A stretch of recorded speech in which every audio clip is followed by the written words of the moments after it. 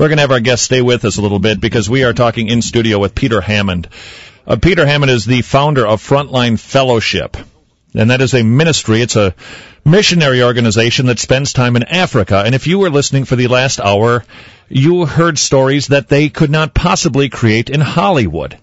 What is going on in places like Africa are... I don't know that I've got a big enough vocabulary to think of the word for what is happening to people in that country, the persecution that is happening underneath communism, and it is happening underneath the religion of Islam. And as we discussed with Peter, is the religion of Islam compatible in this country? And then we started getting into all kinds of zesty things, and so I have asked him to stay because it was just getting too good from my perspective. And so if you are just joining us, let me give you the 30-second Cliff's Notes version of the first hour of our conversation. There are not many Christian missionaries from America in Africa. It is very dangerous. People are being brutally beaten, murdered, imprisoned. Our guest, Peter Hammond, has spent some days himself, some weeks in jail. He's been interrogated. He has been bombed, strafed, just for preaching the gospel of Jesus Christ. And, sir, we thank you very much for staying with us a little bit longer. It was just getting a little too interesting to let you go, sir. Thanks, Tom. Let me just back up just a little bit. The religion of Islam not being compatible in this country with democracy. This is a huge question, sir. We have in this country, depending on the statistics, although they are very hard to gather these days for how many Muslims live in this country, but we're told approximately 5-6 million. That's 5-6 million people, and we have heard some stories from people in the know, who they have seen this firsthand themselves in this country, where they've tried to witness to Muslims, or they try to befriend them, and they try friendship evangelism, and they defend them, and they say, oh, they're just really wonderful people. And then we have other people call in and say, yeah, and when they finish being all nice with you, they go into their house and they literally high-five because they think that they're just pulling the wool over your eyes, and they're duping you. Which side would you fall on, sir? Well, I certainly think we should do everything we can to evangelize, but let's not do it with blinkers on and fooling ourselves that this massive edifice of Islam and the tremendous amount of peer pressure involved in it, which, let's face it, includes things like being cut off from your inheritance and cut out of the family and even killed if you defect from it. Islam's got a wide front door. It's very easy to become a Muslim. You just got to say the creed, there's no God but Allah and Muhammad is a prophet, you're in. But it's got a locked back door. You try to leave after that, apostasy, death penalty for leaving Islam. But not in America. That's what the battle cry is. Not in America. Not yet, because they're not the majority. There's a big difference between Islam when they're the minority and they're trying to become the majority and when they are the majority. And this is the point. People need to understand what Sharia law is. I mean, in Sharia law, a woman's testimony is not valid against a man's. Even a Muslim woman. That is why you will never get in a Muslim country a man being executed for rape. You get the woman being executed for being raped because she's testified against a man. Her testimony is not valid against a man. The man said, I didn't do it. She ends up getting stoned. The woman, even a pregnant woman, gets stoned to death. This has happened in Muslim countries in Africa over and over. Occasionally your media picks up on a story and they might commute the sentence. But do you understand, under Islam, a Muslim woman's testimony is not valid, against a man's. Do you want a situation where a woman cannot inherit property, where a non-Christian, where non-Muslims' testimony is not valid against the Muslims? This is not equality. This is not freedom before the law. Okay, but the statement that you made, the only place where you will find Muslims behaving in a peaceful way is where they're the minority. Yes. So I'm thinking of America, they're the minority. Yes. England, and most European countries, they are the minority. Yes. So is it the fact that they are a minority religion, or that they are indeed a different branch of Islam? Look, make no mistake, we in our churches have got pew warmers. We've got nominal, inconsistent, compromising Christians. Islam's also got carpet warmers, not pew warmers. They've got carpet warmers. they've got these guys who are inconsistent.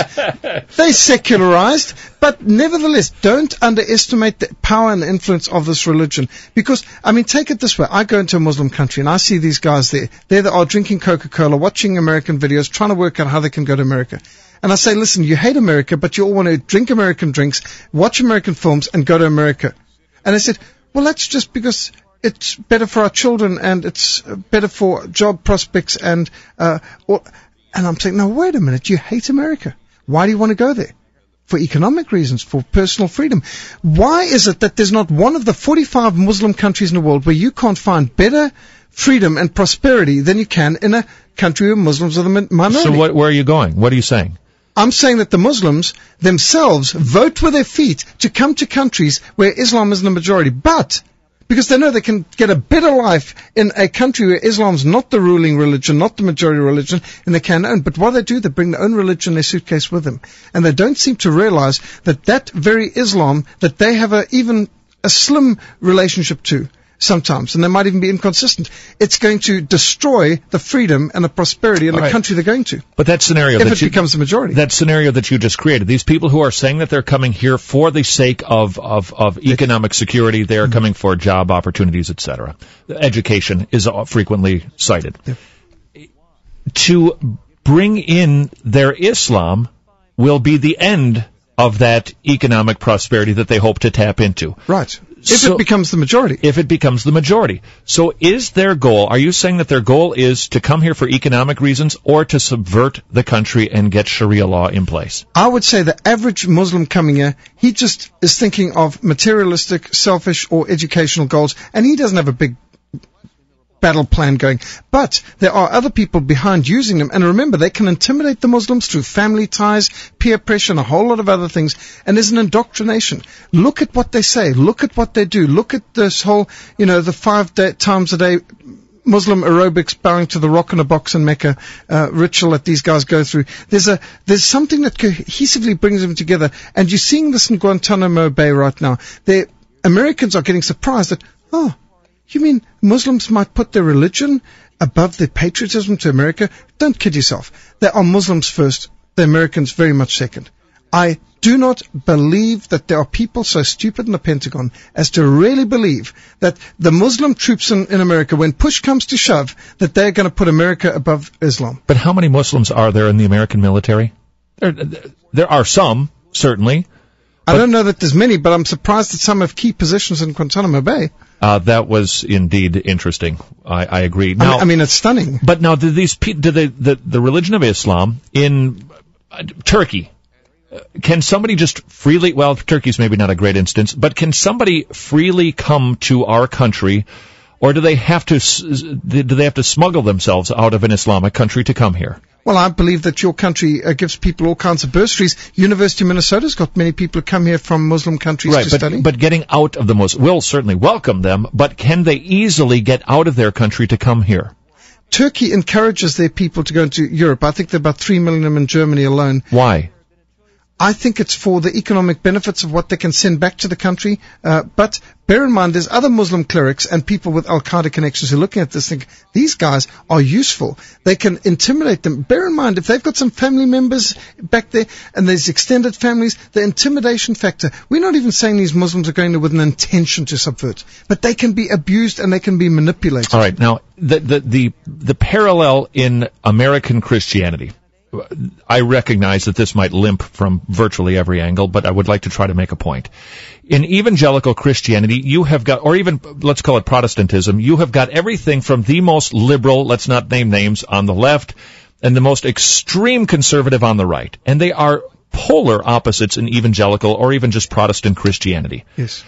When push comes to shove, they probably won't join together for a common cause. In the religion of Islam, you've got Wahhabi, and then you've got the lovely Muslim people who visit the mosque over there in Maplewood. It's a suburb here, yeah, which are probably as pacifist, if you will. These people who don't have a religious worldview.